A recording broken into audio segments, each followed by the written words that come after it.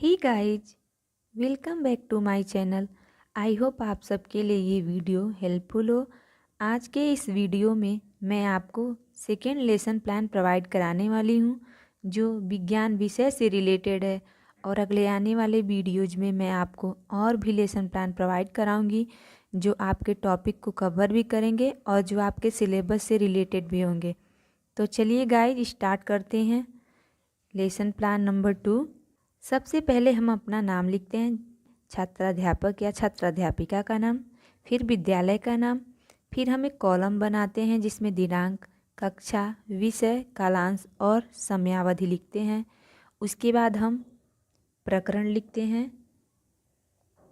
प्रकरण में जैसे आज मेरा प्रकरण है वायु, तो हम प्रकरण में लिखेंगे अपना सब्जेक्ट टॉपिक। उसके बाद हम सामान्य उद्देश्य पे आते हैं। सामान्य उद्देश्य में हम पहला उद्देश्य लिखेंगे छात्रों में प्राकृतिक, भौतिक और सामाजिक पर्यावरण के अध्ययन की रुचि जागृत करना। दूसरा, छात्रों को जन सामान्य के जीवन पर विज्ञान के प्रभाव को समझाना। तीसरा, छात्रों में गणनात्मक रचनात्मक शक्तियों का विकास करना। चौथा, छात्रों में प्राकृतिक घटनाओं की खोज, वर्गीकरण की योग्यता को विकसित करना। पांचवा, छात्रों को दैनिक जीवन में विज्ञान की उपयोगिता बताना। ठीक है, उसके बाद हम विशिष्ट उद्देश्य पे आते हैं। विशिष्ट उद्देश्य में हम लिखते हैं सबसे पहले ज्ञानात्मक उद्देश्य, फिर बोधात्मक उद्देश्य, फिर क्रियात्मक उद्देश्य, फिर हम लिखते हैं सहायक सामग्री।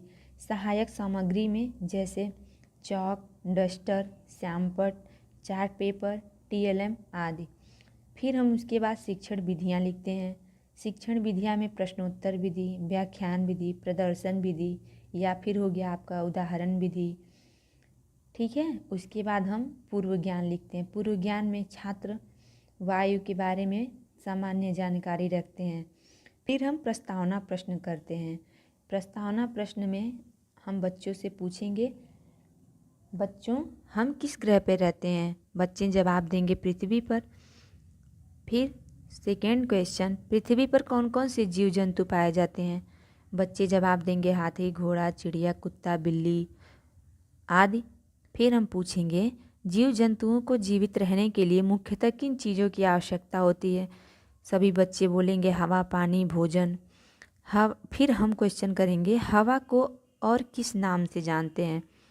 कुछ बच्चे वायु बताएंगे, कुछ बच्चे पवन बताएंगे। फिर हम पांचवें क्वेश्चन में जाएंगे और पांचवा क्वेश्चन करेंगे कि वायु के बारे में विस्तार से बताइए। वहाँ बच्चे मौन हो जाएंगे, समस्यात्मक हो जाएगा। फिर हम उद्देश्य कथन लिखेंगे। उद्देश्य कथन में हम बोलेंगे बच्चों आज हम लोग विज्ञान विषय के अंतर्गत वायु के बारे में विस्तृत अध्ययन करेंगे। ठीक है, फिर हम प्रस्तुतिकरण पे आएंगे। प्रस्तुतिकरण में हम 3 शिक्षण बिंदुओं के बारे में पढ़ेंगे। 3 शिक्षण बिंदुओं को हम एक एक करके पढ़ते हैं। पहले शिक्षण बिंदु को स्पष्टीकरण देने से पहले हम बच्चों से पहले विकासात्मक प्रश्न पूछते हैं। विकासात्मक प्रश्न में हम पूछेंगे अपने आसपास पाई जाने वाली गैसों के नाम बताइए। बच्चे बताएंगे ऑक्सीजन, कार्बन डाइऑक्साइड, नाइट्रोजन इत्यादि। फिर हम सेकंड क्वेश्चन करेंगे बच्चों oxygen, carbon dioxide and nitrogen आदि गैसों के संगठन को हम क्या कहते हैं? बच्चे वहाँ मौन हो जाएंगे, समस्यात्मक हो जाएगा। फिर हम स्पष्टीकरण देते हुए वायु के घटक के बारे में, शिक्षण बिंदु वायु का घटक लिखेंगे। वायु के घटक के बारे में हम स्पष्टीकरण देंगे, तब बच्चे ध्यानपूर्वक सुनेंगे। ठीक है, स्पष्टीकरण में हमारे चारों ओर सभी स्थान पर वायु उपस्थित है। वायु को हम केवल महसूस कर सकते हैं लेकिन देख नहीं सकते। पृथ्वी के सतह के ऊपर का भाग जहाँ वायु उपस्थित है वो वायुमंडल कहलाता है। वायु nitrogen, oxygen and carbon dioxide, जलवाष्प जैसी कई अन्य गैसों का मिश्रण होती है जिसमें अक्रिय गैसें तथा धूल के कण भी पाए जाते हैं। ठीक है, और ये हम बोलते हुए श्यामपट्ट कार्य में वायु के संघटक के बारे में लिखेंगे। जैसे देखिए यहाँ मैंने लिखे हुए हैं वायु के संघटक के बारे में। नाइट्रोजन, ऑक्सीजन, कार्बन डाइऑक्साइड, अन्य गैस, अन्य कितने परसेंट होते हैं वातावरण में। जैसे नाइट्रोजन 78%, ऑक्सीजन 21%, कार्बन डाइऑक्साइड 0.03% और अन्य गैसों में हो जाएगा नियान, आर्गन, हीलियम इत्यादि। ठीक है। उसके बाद हम बच्चों से बोधात्मक प्रश्न पूछेंगे कि बच्चों को कितना समझ आया। पहला प्रश्न, वायु कहाँ कहाँ उपस्थित है? बच्चे बताएंगे सभी जगह। फिर हम पूछेंगे वायु में ऑक्सीजन की मात्रा कितनी है? बच्चे बताएंगे 21%। ठीक है। अब हम सेकेंड शिक्षण बिंदु अपना स्टार्ट करते हैं। सेकेंड शिक्षण बिंदु पढ़ाने से पहले हम बच्चों से फिर विकासात्मक प्रश्न करेंगे। बच्चों, वाहनों के पहियों में क्या भरी होती है? बच्चे बताएंगे हवा, कुछ बच्चे बताएंगे वायु। फिर हम पूछेंगे वायु के गुणों के बारे में बताइए। वहाँ बच्चे मौन हो जाएंगे। फिर हम सेकेंड शिक्षण बिंदु लिखते हुए स्पष्टीकरण देंगे, तब बच्चे ध्यानपूर्वक सुनेंगे। वायु को हम देख नहीं सकते, केवल महसूस कर सकते हैं। वायु के निम्नवत गुण होते हैं, जैसे कि वायु रंगहीन, गंधहीन और स्वादहीन होती है। और इधर श्यामपट्ट कार्य में हम लिखते हुए भी चलेंगे श्यामपट्ट पे। ठीक है। उसके बाद वायु स्थान घेरती है क्योंकि उसमें आयतन होता है। तीसरा पॉइंट, वायु में भार होता है तथा वह दबाव भी डालती है। चौथा पॉइंट, वायु श्वसन प्रक्रिया में सहायता करती है। और पांचवा पॉइंट, वायु का आकार तथा आयतन अनिश्चित होता है। ठीक है।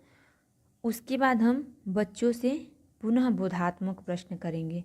बोधात्मक प्रश्न में वायु का आकार तथा आयतन कैसा होता है? बच्चे बताएंगे अनिश्चित होता है। दूसरा, वायु का स्वाद कैसा होता है?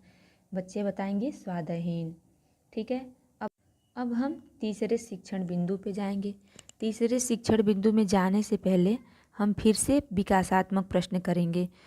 बच्चों, वायु हमारे लिए क्यों उपयोगी है? बच्चे बोलेंगे सांस लेने के लिए। फिर हम क्वेश्चन करेंगे, वायु की आवश्यकता क्यों है?